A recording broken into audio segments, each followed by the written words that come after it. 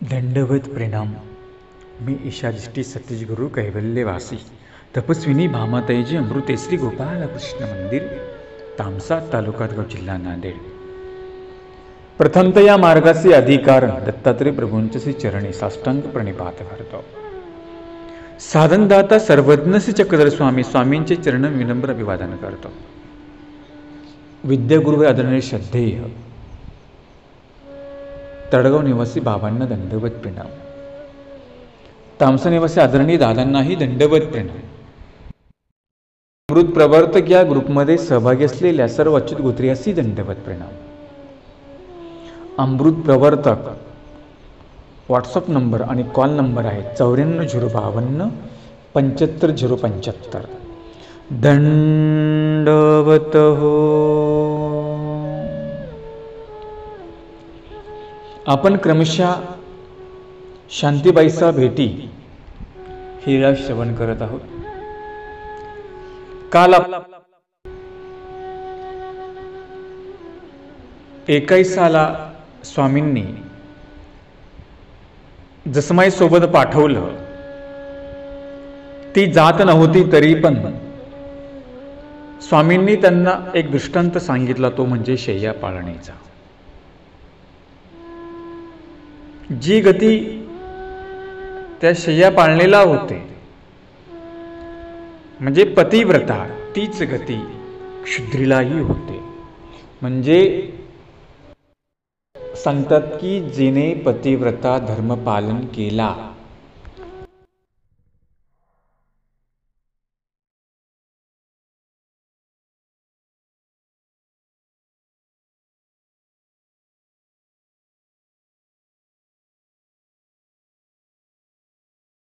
सांगितलं, भक्ती धर्म सांगितला।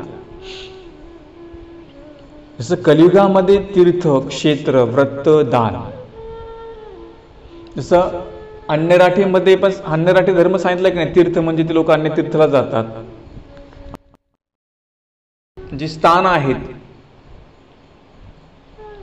आपण पण तिथे जातो। क्षेत्र अन्य लोकांमध्ये इतर जे क्षेत्र आहेत तसं आपल्यामध्ये क्षेत्र आहे ना। माहूर तीर्थ बी हे क्षेत्र बी आहे, डोमेग्राम तीर्थ क्षेत्र पण आहे। जसं पैठण आपल्यामध्ये, जसं लोणार तीर्थ पण आहे। क्षेत्र व्रत, व्रत म्हणजे नियमन करणे। जसं अन्यराठीमध्ये ते लोक त्या देवतेचा उपास धर नियमन करतात, कारण की त्यांच्यामध्ये उपास धरावे लागतात, ते धरतात। आपल्यामध्ये उपास धरत नाहीत। आपल्यामध्ये सर्व स्वस्थ चित्ते सांगितले की नाही, खाऊन पिऊन स्वस्थे चित्ते,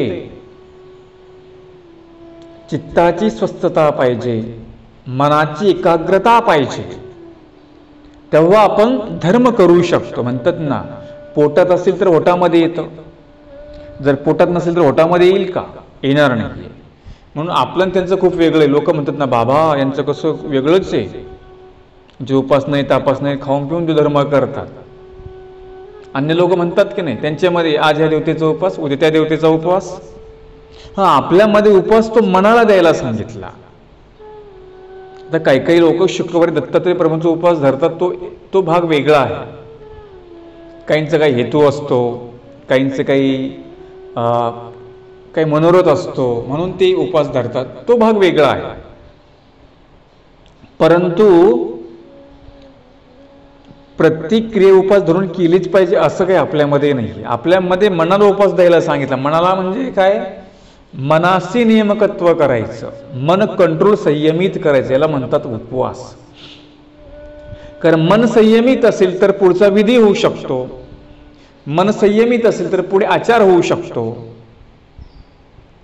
मन जर संयमित असेल तर आपण स्मरण साधू शकतो, हो की नाही? सगळ्या गोष्टी कुठे मनाला, इथे मनालाच कंट्रोल करायला सांगितलं ना। इंद्रियांच्या अधीन आपल्याला व्हायला सांगितलं का नाही? ते संयमित करायला सांगितलेले आहेत। मग हे सगळं संयमन करून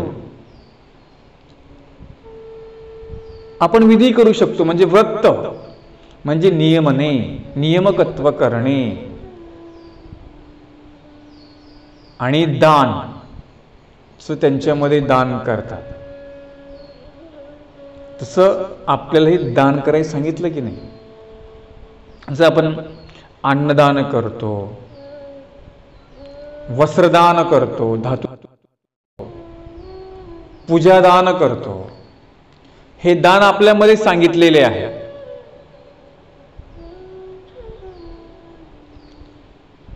जसं काही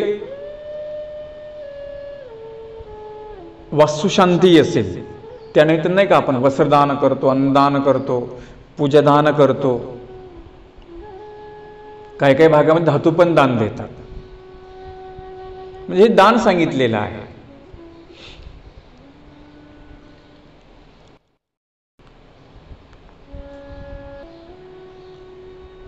तसा प्रत्येक युगीचे धर्म आहे.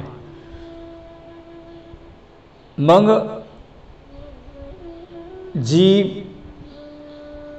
पतिव्रता असते ते आपल्या पती सेवा करते.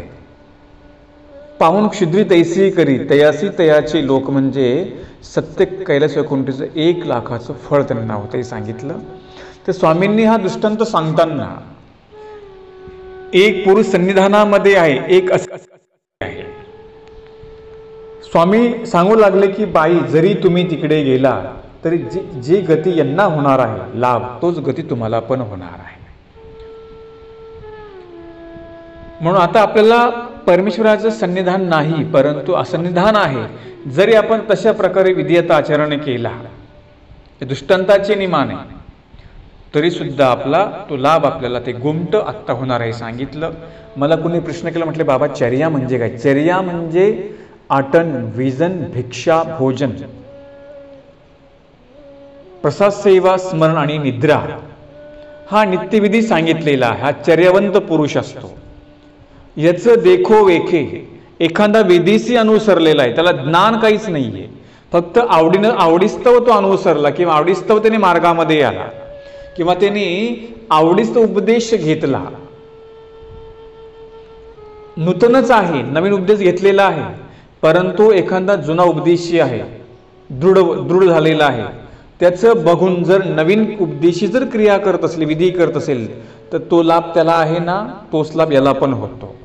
म्हणून एक लक्षामध्ये ठेवा, शास्त्रामध्ये सांगितलं, क्रिया करी तो जाणता, ज्ञान असे तो जाणता नव्हे. म्हणून तुमच्याकडे किती ज्ञान आहे यापेक्षा क्रिया कशी करता याला जास्त किंमत आहे. तर काय काय म्हणतात ना, बाबा आम्ही एवढी चरित्र वाचली, किंवा आम्ही परंपरेची उपदेशी आहोत, किंवा आम्ही फार जुने अनुसरलेले आहोत.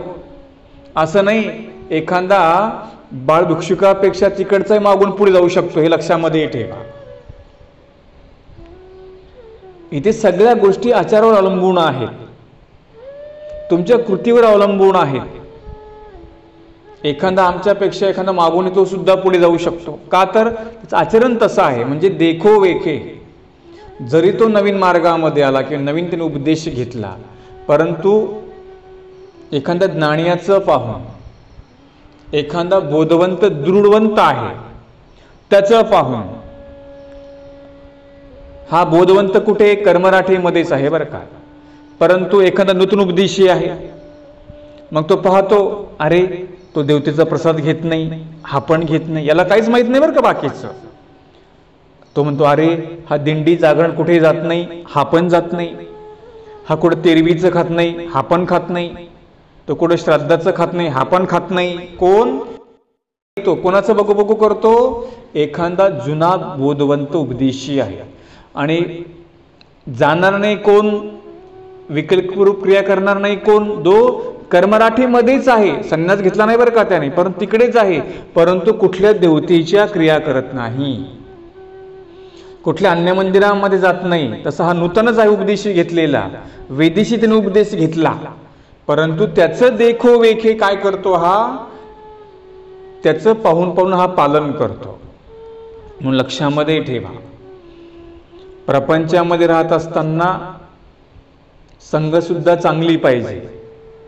म्हणजे एखादा नामधारक दृढवंत असेल, त्याला चांगली जाणीव असेल, तर आपण त्याचा गुण घेतला पाहिजे. हे लक्षामध्ये ठेवायचं.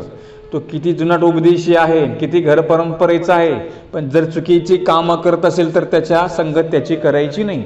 एखादा नवीनच असेल पण तो चांगला आचार करतो आहे ना, आपण त्याची संगत करायची. म्हणजे आपल्यापेक्षा ज्ञानी, आपल्यापेक्षा अनुभवी याची संगत करायला सांगितली, तरच काय होईल, आपण पुढे जाऊ शकू. जर आपण चुकीची लोकांची संगत केली तर तो पण खड्ड्यामध्ये पडेल ना, आपण पण पडू. काही लोक म्हणतात ना, नाही होत ते करतो ना, आम्ही करतो. अरे त्याचं काय बघत बसला, तुला काय सांगितलं ते बघायचं, धर्माने काय सांगितलं ते बघायचं. म्हणून मेंढीसारखं काम करायचं नाही. ते मेंढीने एकाच्या त्याच्या पाठीमागे निघतात. तसं आपल्याला माहिती चुकी दिशेने चालला तरी आपण त्याच्या पाठीमागे जायचं का नाही. जो कोण बोधवंत आहे का, कोण ज्ञानी आहे का, ते काय सांगतात ते ऐकायचं. हा दृष्टांत, याचा हा एक वेगळा सिद्धांत लक्षामध्ये ठेवा. मग ती जसोबाई सा गेली, तिचा सगळा आदर केला, जसं स्वामींनी सांगितलं तसं प्रकारे सगळं केलं. तिचा प्रपंच सुरुवात झालेला आहे. आता एकायसा राहू लागेल का ठिकाणी.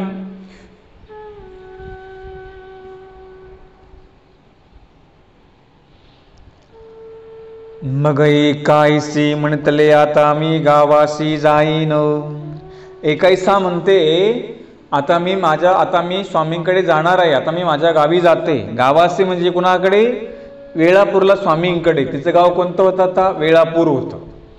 कारण की ते आता स्वामींकडे, स्वामींच्या जवळ राहू लागले की नाही. तव तेही म्हणतले जाल कैसी, तव तेही म्हणतले, ती नातेवाईक ती सोयरी धैर्य म्हणतात. जसुमाईसाची जी सासरे, तिचा पती, दीर, भाऊजया तिला सांगतात, बाई आता तुम्ही कशी जासाल, आता जाऊ नका. आमची वाप धाईल मा तुम्हा वस्त्र घेऊनी, मग बोळवीत घालोनी. आमची वाप धाईल, त्यांनी सांगितलं की आता पेरणीची दिवस आहेत, आता पावसाळ्याचे दिवस आहेत, आता आमची एकदा पेरणी होऊ द्या. वाप धाईल म्हणजे म्हणतात नी, जेव्हा जमिनीमधून वाफ येते की नाही, तेव्हा जर बी पेरलं तर म्हणतात की चांगल्या प्रकारचं धान्य उगवत असतं. जर वाफ जोपर्यंत येत नाही तोपर्यंत ते शेतकरी लोक धान्य पेरत नाही. जर का तसंच जर पेरलं, जमिनीची वाफ निघू द्यावी लागते की नाही, म्हणजे जमीन ते स्वच्छ करावं लागते, वाफ निघू द्यावी लागते, सगळी उष्णता ती बाहेर पडली पाहिजे ना, जमीन थंड होऊ द्यावी लागते. नंतर ते धान्य त्याच्यामध्ये जमिनीमध्ये पेरतात आणि नंतर ते पीक येतं. जर जमिनीमध्ये उष्णता असेल तर धान्य बरोबर येईल का, नाही येणार. ते म्हटले थांब पेरणी होऊ द्या, आम्ही तुम्हाला वस्त्र घेऊ, मग तुम्हाला आम्ही बोळवीत जाऊ. व्यवहार आहे ना तो. तसं आपले जे शरीर आहे की नाही, हे सुद्धा एक प्रकारची जमीन आहे. याची सुद्धा वाप धायने म्हणजे नेमकं काय, आपलं सुद्धा जे शरीर आहे तिथे तामस राजसपणा बाजूला करून सात्विकपणा येऊन आपण तेव्हा परमेश्वराचा पूजावसर करू शकतो, विधी करू शकतो, आचार करू शकतो. पण कधी आमच्या सुद्धा जमिनीची वाप उष्णता बाहेर पडली पाहिजे. म्हणजे काय, तामस क्रिया नको आहे किंवा विधी करताना तमतम नको आहे. जर आमची गीतेमध्ये याला क्षेत्रज्ञ म्हटले गेलं आहे. हे जे आपलं क्षेत्रज्ञ आहे, म्हणजे क्षेत्र जे आहे हे कसं पाहिजे, सात्विक पाहिजे. आणि परमेश्वराचा विधी करण्यासाठी तो कमीत कमी आपली जमीन ही सुपीक पाहिजे, आपलं हे सत्वस्थ पाहिजे. कारण की सात्विकता आल्याशिवाय आपण परमेश्वराचा विधी करू शकू का, करू शकत नाही. आपली ही जमीन याच्यामध्ये राजस तामस विकार दोष आहेत, अनेक दोषांनी जीव भरलेला आहे. हे सगळे दोष बाजूला काढून, म्हणजे दोष निस्तरून आपल्याला सत्वस्थ व्हावं लागेल. तेव्हाच आपल्याला परमेश्वराचं ज्ञान प्रणवेल, तेव्हाच आपल्याला आचार करता येईल. नाही तर जोपर्यंत आमच्या तणकट शरीरामध्ये तण आहे ना बाकीच्या विचारांचं, तो पण आम्ही परमेश्वराचा आचार करू शकू का? ज्ञान तर बीजरोपण होईल का? विधी बीजरोपण होईल का? होणार नाही. म्हणून जमीन कशी पाहिजे आपली? शरीर कसं पाहिजे? सात्विक. मग ते म्हटले थांबा, पेरणी होऊ द्या, नंतर आम्ही तुम्हाला काही वस्त्र घेऊ, नंतर तुम्ही जा, आता जाऊ नका. मग एक दिसू माई बाई सासी गोसाव्यापासोणी स्थिती झाली, तेची दिसी तेत एकाई सासी झाली. मग एक दिवस स्वामींनी, आता स्वामींना तो प्रत्यय द्यायचा होता ना, माईबाईसांना स्वामींपासून स्थिती झाली. त्याच दिवशी ज्या ठिकाणी एकाईसा गेल्या होत्या त्याच दिवशी त्यांना पण तिकडे स्थिती झाली. आता लक्षामध्ये घ्या, माईबाईसा स्वामींच्या समोर आहेत म्हणजे काय? स्वामींपासून 4 प्रकारांनी स्थिती होते की नाही? दृष्टीद्वारे, शब्दाद्वारे, स्पर्शाद्वारे आणि अंतःकरणद्वारे.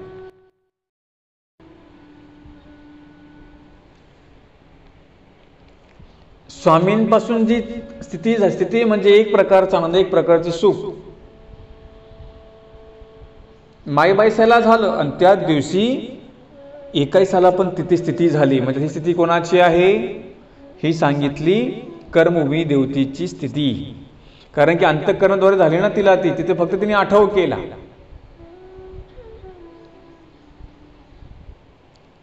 तिला पण तिकडे स्थिती झाली. एकाईसे देवाऱ्यावरी बैसली होती. एकाईसा म्हणजे देवाऱ्यावरी म्हणजे जे देवार चौकी म्हणजे देवपूजा मांडण्याचं सिंहासन, किंवा अन्य लोकांमध्ये बघा ती काही जे प्रतिमा असतात, पितळाच्या प्रतिमा असतात, त्या पाटावर मांडतात. त्याचा एक त्याला देवार चौकी असं म्हणतात. आता पूर्वीच्या काळी अशी पद्धत होती, विशिष्ट ठिकाण होतं त्या प्रतिमा ठेवण्याचं किंवा ते पूजा मांडण्याचं. आता काय झालेलं आहे?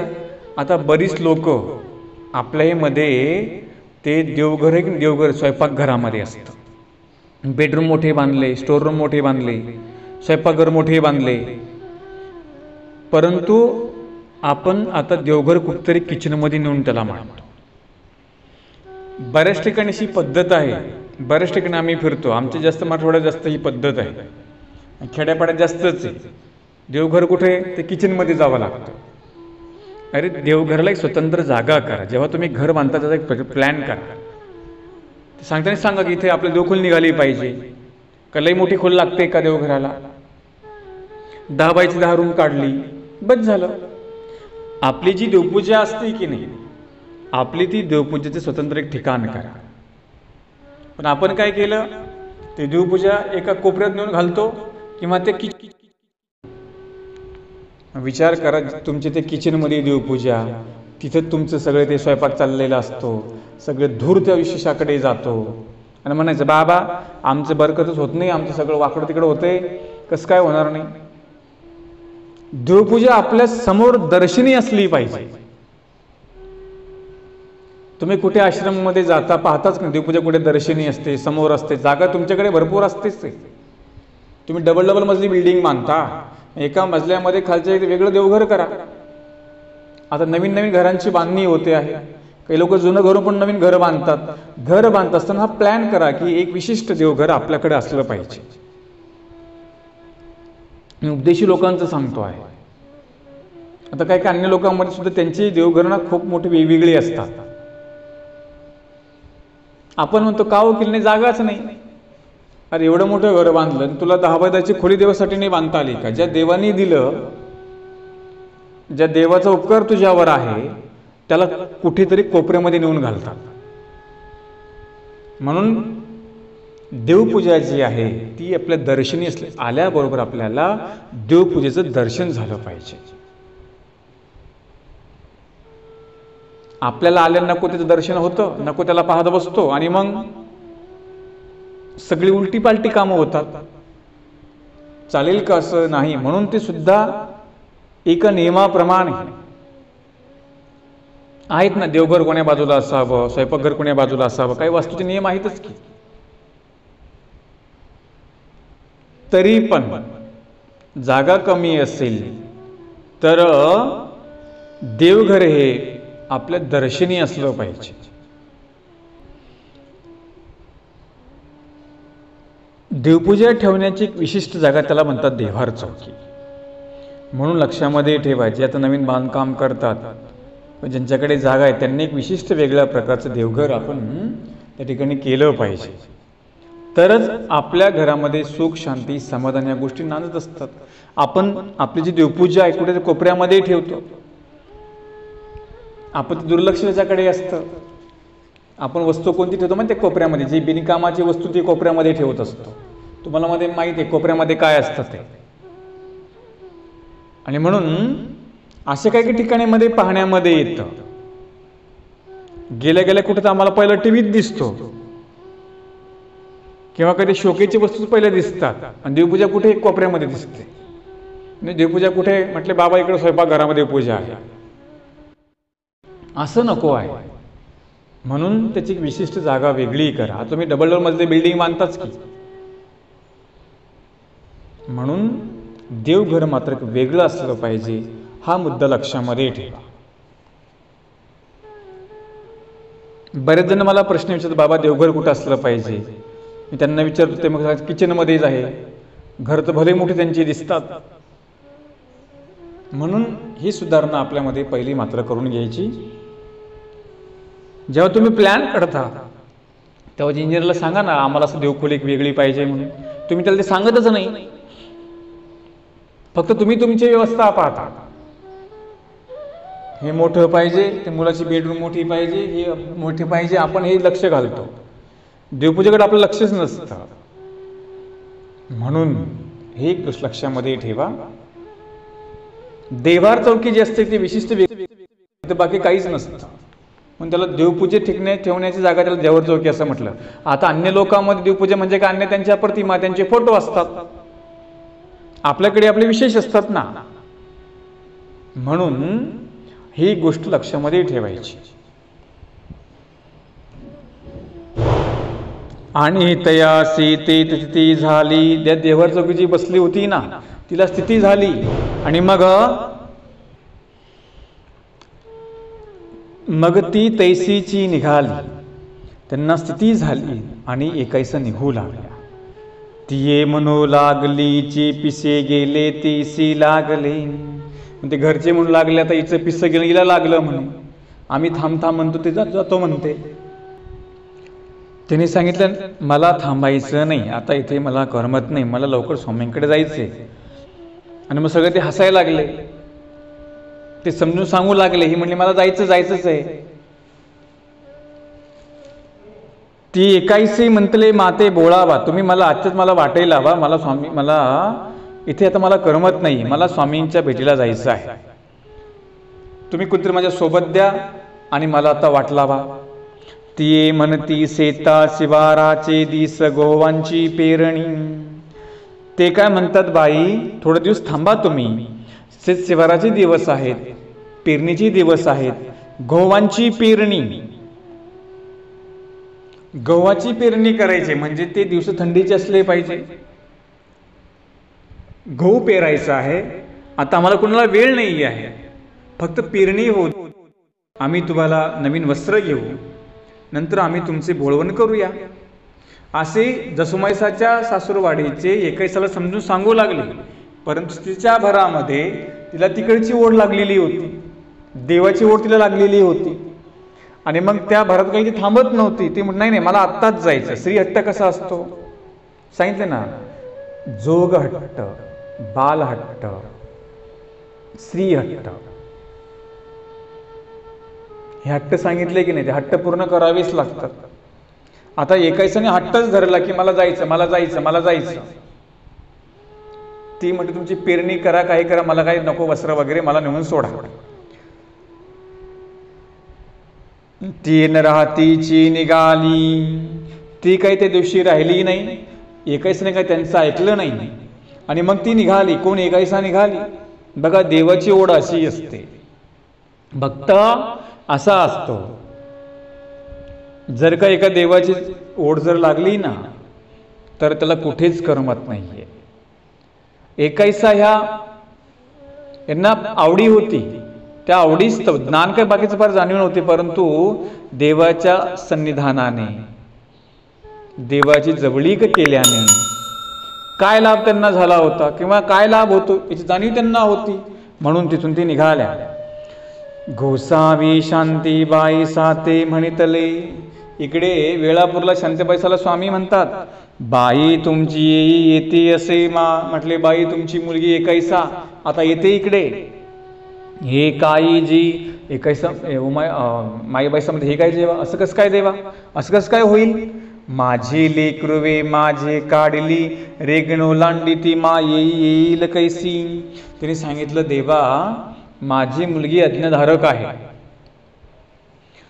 ती माझी काढली रेग म्हणजे माझ्या शब्दाच्या पलीकडे जात नाही. जोपर्यंत माझा निरोप तिकडे जात नाही तोपर्यंत एकाईसा येणं शक्यच नाहीये.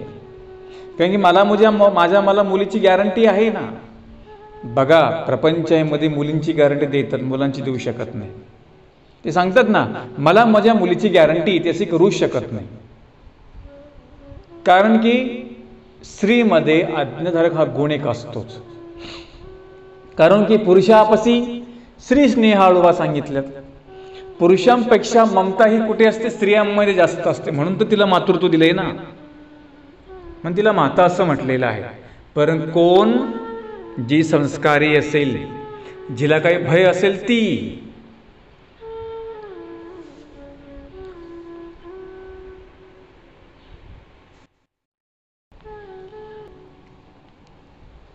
तिने सांगितलं, माझी मुलगी माझ्या आज्ञेच्या बाहेर जाणारच नाही, मला त्याची गॅरंटी आहे. मग येईल कैसी म्हणजे कसं काय येऊ शकते, असं होऊ शकत नाही, माझा निरोपच गेला नाही.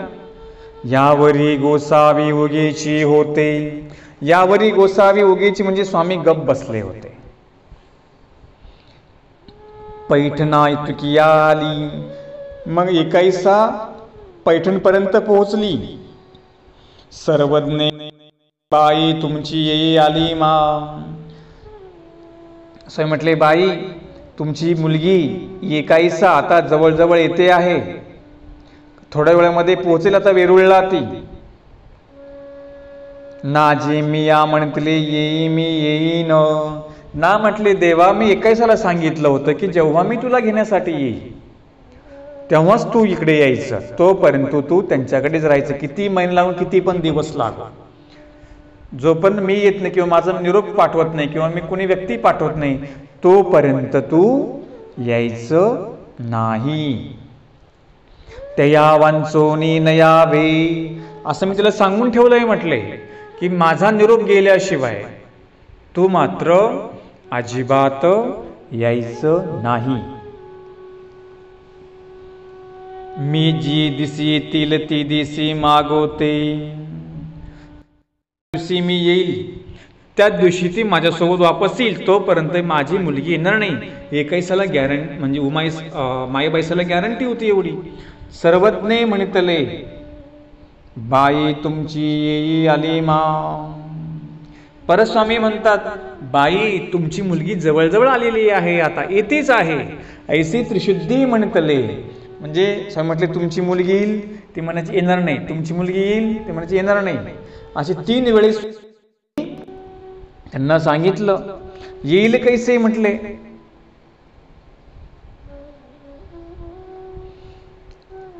ऐसेची गोसावी ते तरी म्हणतले, आत्ता तरी म्हणतले, माझी लेक काढली रेग ओलांडी.